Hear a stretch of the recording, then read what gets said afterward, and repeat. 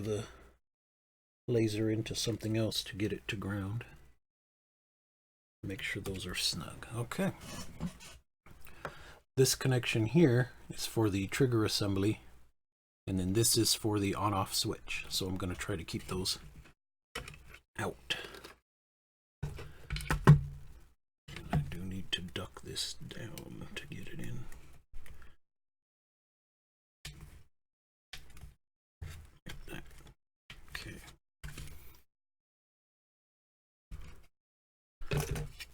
And then don't force things too much, because that's when you can break them. It looks like I'm running into something, and I do not have a good light to see down inside. I guess I'll use my phone. So it's catching on the side where this nut is on the inside, and I thought for sure I had cleared that.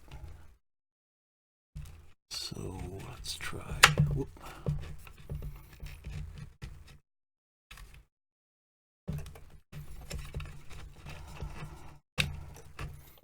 And I can't angle it because everything is too big. It won't fit when you angle it.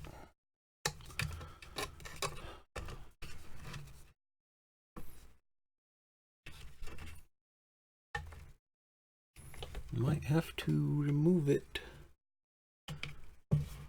from that board to get everything to work in there.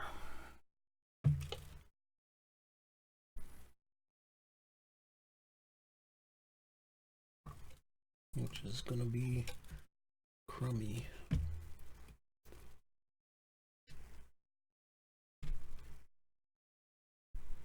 Just catching. Can't force it in because it'll start breaking the pins. So I'm just gonna slide it up. Make sure everything stays where it needs to go. Alright, so I'm gonna leave it here for now, and then show you how the back half goes together, which is the reload and the trigger that I showed you earlier. For this, the reload has all the moving parts in it. So I did want the wiring to go through there. Well, it has to, because the trigger wiring comes into the back. So it has to go through there. But I didn't want it to bind on any moving parts.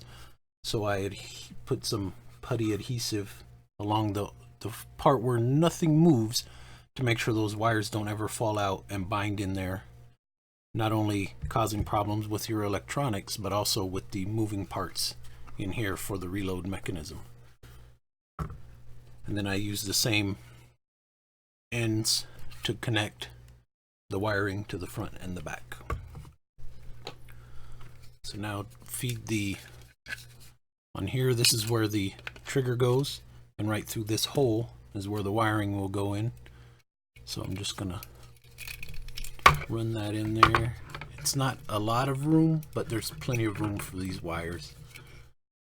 And I also have the on-off switch connected back here. I'll show you that in just a second. So I turned this little decorative piece into the on-off switch. I got a rotary on-off, so that's what that's for now. So you can turn the power off without opening it up or anything, and it's a hidden switch. So I think that's going to work out pretty nice. Alright, I'll slide this together like this. And then this piece connects to that. But before I do that, I'm going to wire up the connections so it works. So this one is for the on-off switch, and that doesn't matter which direction you connect it, it's just an in-out connection. But everything else on here definitely matters. So here's the 3 connections for the trigger, and that is red to the bottom. So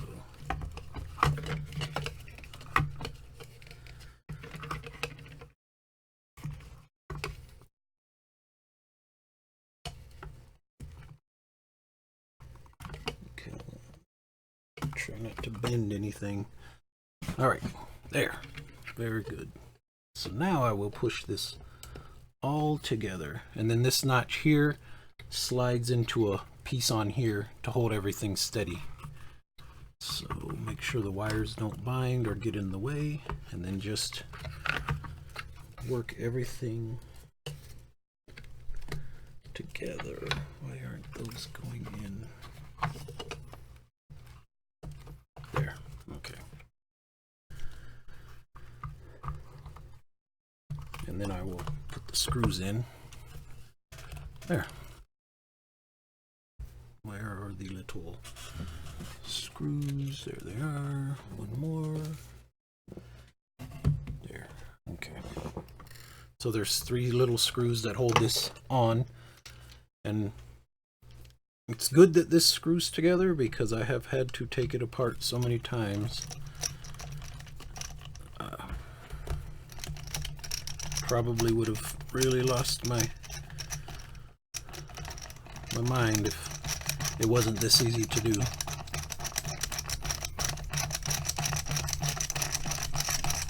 Just get that to where it's almost in there all the way. Do the next one.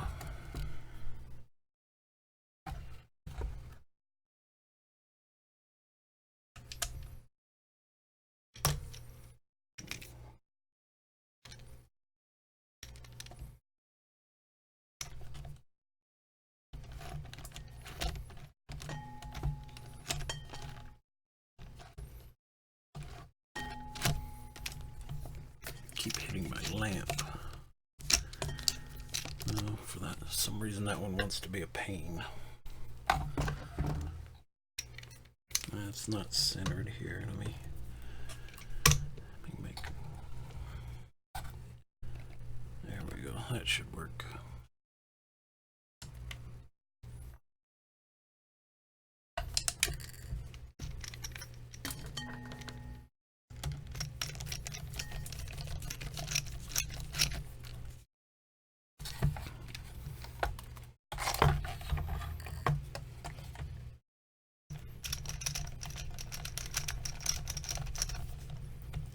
Come on now. There. Okay. And you can see how I'm throwing this thing around to get access to all the pieces. That's another reason why I'm waiting till the end to do the final painting, because I'm still going to mess this up as it's being put together.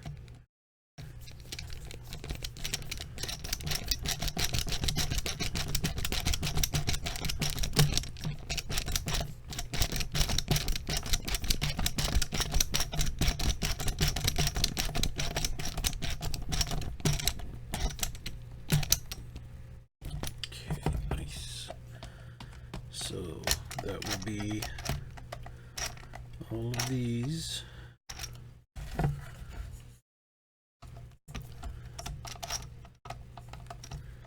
Come on, there we go. And just make sure you're nice and snug. Don't over tighten.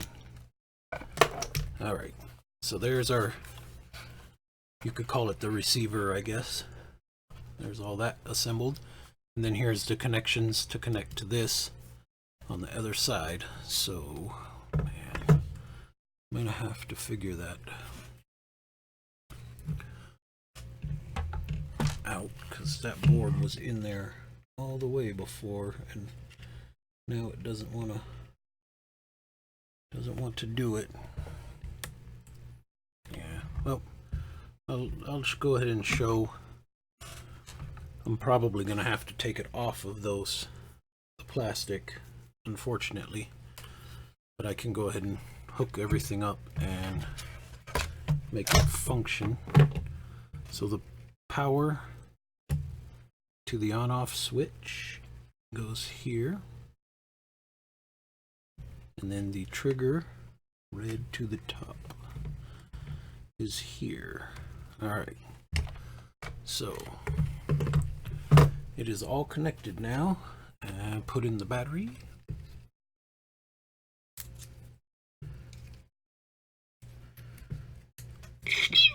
And I left it on. Okay, so every time you pull the trigger,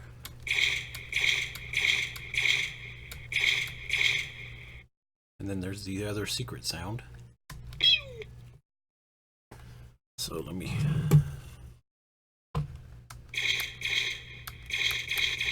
and then try to show that the laser is actually working. There you go. Pew, pew, pew. Cool. So, and then this will go together. So let me just show you real quick how big this monster is. So this is the forward part, not including the stock. Still putting that on. And then there's all the stuff that goes underneath. So that will be the upper portion right here. And I'm going to assemble all that and put it together permanently once I get that microcontroller settled in there correctly.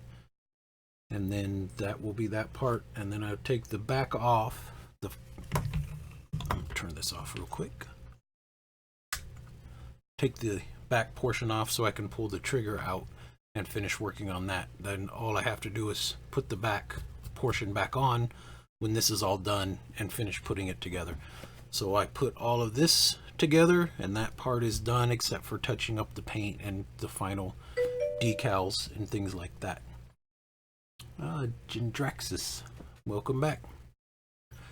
So that's where we are, where I am with this one. Like I say, I'm going to finish this whole assembly, put it together, not take it apart anymore unless something breaks, and then finish the trigger, the stock, and the rest of the little bits that hang down. There's not much left on this, so this should be done pretty soon, and somebody will be having a functioning laser firing AER9 for their Fallout costume. There. And then I'll, like I said, I gotta get this board settled in there correctly. So once that happens, everything goes together. But that's it for today, at least for the rifle.